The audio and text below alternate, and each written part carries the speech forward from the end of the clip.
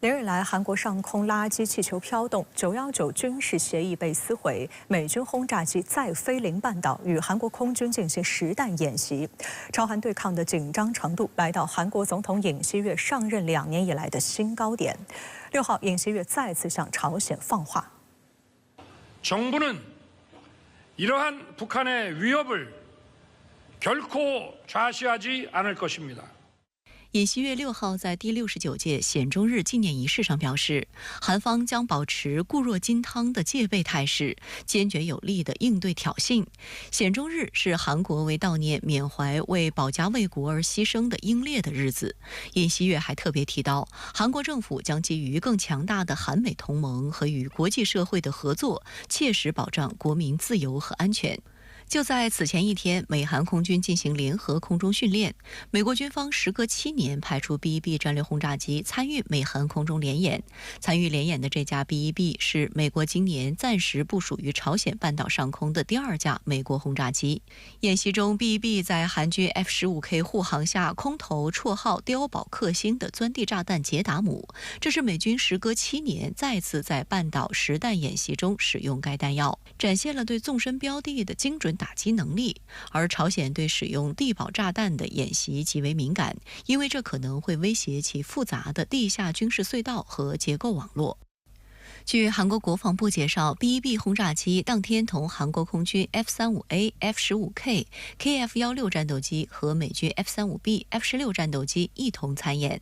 此次联演重点放在美国履行对韩提供延伸威慑的协防承诺，提升两军互操作性和联防态势。韩联社援引分析认为，此举旨在应对朝鲜向韩空飘垃圾气球、发起 GPS 电波干扰攻击等挑衅，同时对朝鲜发出警告信号。从5月28日晚至6月2日凌晨，朝鲜用3500多个气球向韩国边境地带和首都圈散发了15吨废纸和垃圾，以回应韩方行动。据韩联社报道，这是朝方针对当月早些时候韩国民间团体向朝方空飘反朝传单的回应。朝鲜国防省副相金刚日2号晚发表谈话，表示将暂停对韩空投垃圾气球，但面对朝鲜的暂停信号，韩国政府反而提高了应对力度。当地时间4号，韩国国务会议通过了有关终止919军事协议全部效力的决议，该议案随后获得韩国总统尹锡悦批准。919军事协议是韩朝双方于2018年签署的9月平壤共同宣言的附属协议，旨在消除朝鲜半岛战争威胁，终结包括非武装地带区域在内的军事敌对关系，把朝鲜半岛建设成永久的和平地带。其中明确规定禁止韩朝采取针对对方的敌对行为，所以被称为朝鲜半岛和平的最后安全法。这军事协定的这个规范呢，就是一个是在这个停战线38度线的这附近，双方都不要有军事演习哈，不要有军事的活动啊，这是第一个。第二个是在北方限界线哈，在北方限界线就是海边这边哈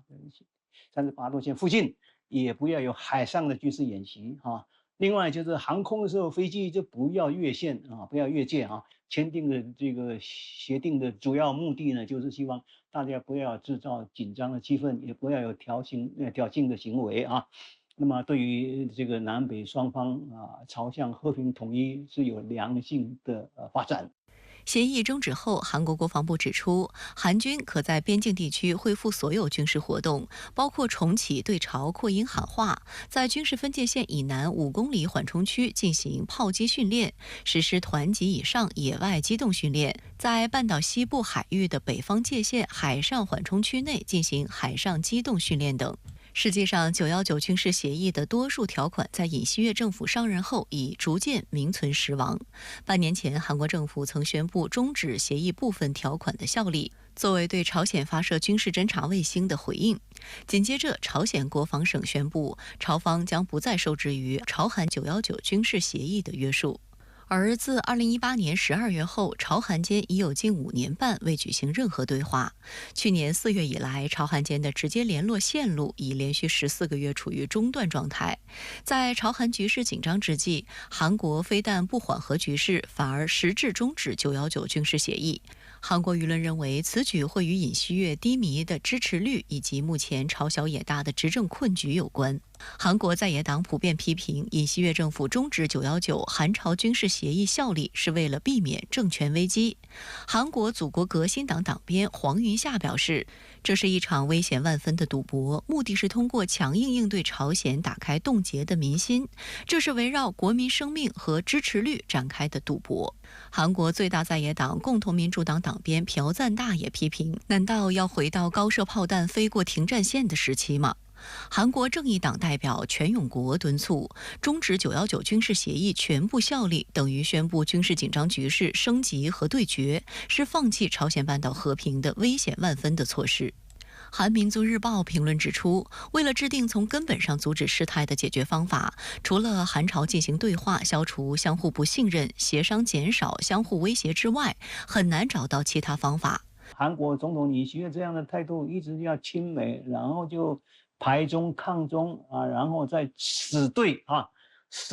朝鲜。这朝鲜半岛这个现在目前的状况，的确是蛮危险的蛮危险的。这个兵凶战危所以是不是还需要多方的努力把这个尖锐对立的这种态势慢慢化解慢慢消除，那么改向所谓和平统一的方向来前进比较理想。对于当前的半岛局势，中国外交部发言人毛宁5号表示，近段时间半岛形势持续紧张，有关方之间对立对抗加剧，我们对当前事态发展表示关切。中方一贯致力于维护半岛和平稳定，支持有关方通过对话改善关系，反对任何加剧局势紧张的言行。希望有关方保持冷静克制、谨言慎行，为维护半岛和平稳定发挥建设性作用。美国总统拜登已抵达法国，开启任内新一轮访欧行。不过，他人在欧洲，仍不忘与特朗普隔空互呛。值得一提的是，尽管拜登和特朗普此前都以所谓国家安全风险为由打压 TikTok， 但在紧迫的选情面前 ，TikTok 仍然成为两人争夺舆论、抢夺年轻人选票的新战场，尽显美式双标。据法新社报道，美国总统拜登5号抵达巴黎，开始对法国进行国事访问。然而，在美国大选日益临近之际，外访欧洲的拜登依然不忘拉踩对手特朗普。法媒透露，拜登在法国的日程安排显示，他希望尽可能与特朗普区分开来的愿望。据悉，拜登将在埃纳省贝洛林院的美军公墓敬献花圈，向在第一次世界大战中阵亡的士兵致敬。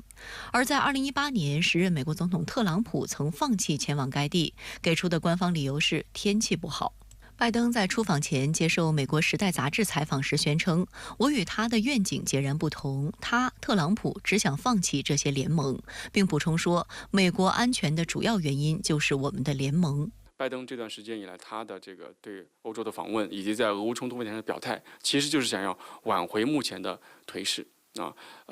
那么越是临近大选，那么可能这个战场的形势就会在更大程度上影响美国的大选那么所以拜登政府现在呢显得有点焦虑。之所以出访欧洲还要惦记特朗普，是因为目前拜登民调告急。易普所民意调查显示，美国前总统特朗普因封口费案被定罪后，寻求连任的美国总统拜登在11月总统选举调查中，仅以2个百分点的微弱优势领先共和党挑战者特朗普。现在距离美国总统选举还有5个月，拜登领先2个百分点的调查结果属于误差范围，大部分参与调查者仍保持观望态度。反观特朗普，封口费案被定罪，引发了特朗普部分支持者的同情心理。特朗普筹款网站一度被挤崩。特朗普竞选团队称，判决宣布后的1天内便筹集了5300万美元。共和党的超级富豪们纷纷捐款支持他。以色列裔美国赌业大亨米利亚姆·阿德尔森预计将在本周宣布向特朗普的竞选活动提供数百万美元的资助。Ken Vogel also does this for a living. He says in 2 decades covering campaign money, I've never seen anything like this. The Trump campaign says it raised the $34 million in the less than one day since the verdict comes out, with 29.7% of donors being at the WinRed platform. 6号，硅谷投资者大卫·萨克斯和同为投资者的查马斯·帕里哈皮提亚计划在旧金山为特朗普举办一次筹款活动。据报道，与会者被要求捐款高达30万美元。另一位潜在捐款人对冲基金经理比尔·阿克曼预计将在未来几天内在社交媒体 X 上宣布支持特朗普的消息。此前被美国政府勒令不卖就禁的短视频应用程序 TikTok 近期成为拜登和特朗普争夺舆论的新战场。当地时间6月1日晚间，特朗普开设了 TikTok 认证账号，并发布了第一段时长13秒的视频内容。开号不到4个小时，特朗普的粉丝数就突破40万，而在短短4天后，特朗普的粉丝量就激增到560万，首则视频也获590万点赞，6300万次观看量，足足是拜登首则视频观看量的6倍。早在今年2月就设立账号的拜登竞选团队，账号虽然已发布数百则视频，但只有36.1万粉丝和最高470万点赞。President is now on TikTok. It's my honor. Right?